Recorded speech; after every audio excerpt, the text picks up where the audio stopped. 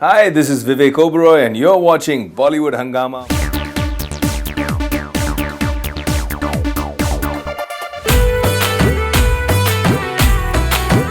Things have been discussed about your baritone, be it Suresh Oberoi Saab and even you as well. Now, whatever we've heard in the promo so far, that I think thing is coming across very, very lucidly, your voice somewhere. And for a negative character, I think you can many a times be menacing through your mere voice as well. Do you think that's something that you worked on? Yeah, for sure. I mean, we've done something interesting in this film in terms of the dubbing, in terms of the way we wanted to layer the voice. And in fact, I remember having dubbed the film once. I called both Gudu Uncle and Dugu and I said, come see the dub. They both were really, really nice. They came, they saw the dub, they gave me their own feedback. And then after about 10 days or 15 days, I came back, saw my dub again. And I called and requested, I said, I want to redub the whole film. They said, why? And I said, I think I can do it better. And they said, okay. And they were really cooperative. And I took extra dates and I just started dubbing the whole film all over again. So relayered the film. So worked on it again and again and again till I think I got it right. Do you think from this perspective that in the last Krrish segment, Naseeruddin Shah Saab was a negative character? That's a huge legacy as well. Yeah. Nasir Saab, the way that his acting skills are. So I think I have an unfair advantage. You see, in Krrish, the focus was on building Krrish.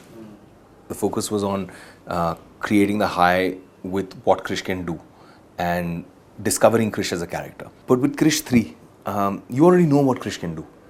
He's already established, he's already Batman, he's already Superman, he's up there. What you don't know is who's the villain. What you don't know is what's his story. How can he become or evolve into this super villain to pose a threat to my superhero?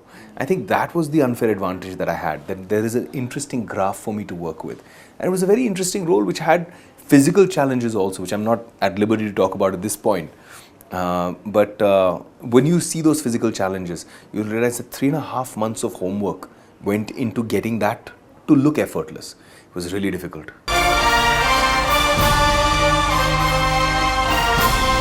This is Prasenjit once again, Kolkata. What extra you think it takes for an actor to be in a movie directed by Rakesh Roshan? I think it's Kismat. The biggest compliment I got was at the launch of our first look when Dugu was saying that Gudu Uncle and him decided to make a list on who are the actors that they would see in this role.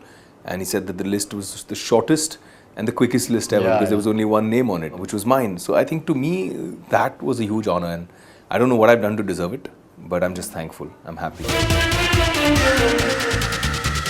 This is IAY Warrior. Just how difficult was it to just wear that heavy costume, facing the camera and wearing that heavy costume? 28 kilos and so many different pieces all over, mostly metal. Extremely difficult because it was 48 degrees of heat in Hyderabad, the Ramoji Rao studio. And we were shooting in the month of March, April. It was burning hot. I felt like I was rice in a pressure cooker in this whole tin suit. I remember walking was difficult. When I had to do the fight sequences with Dugu, when I had to be like on these cables, jumping up and going punches and throwing kicks and stuff, it was really, really difficult. It was so challenging. It would take the wind out of me. And I just, kept using all of my discipline, all of my mental positivity to try and almost be in a meditative zone at that point so that, you don't lose it every single day from morning to evening, morning to evening.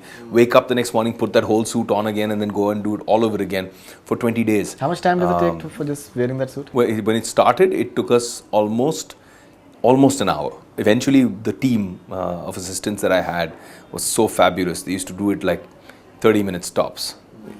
They just doubled the speed. And Gudu Uncle is so sharp with his eyes, be able to tell if one piece is wrong or one piece is missing. So everybody used to run around thinking, okay, count the number of pieces, just make sure everything is in place. The inside joke between the assistants and me was, we started calling me Kaal Cutpiece. Kaal Cutpiece, because there were so many pieces to be put together. Right. So it was too much fun. Locations for the shoot, where all have you shot? We shot in Hyderabad, the climax. We shot in Mumbai, the studios that were created. And I think they shot in Jordan, they shot in Switzerland. So they've shot in different locations. I shot predominantly in Mumbai in the studio. And I shot in Hyderabad for the climax.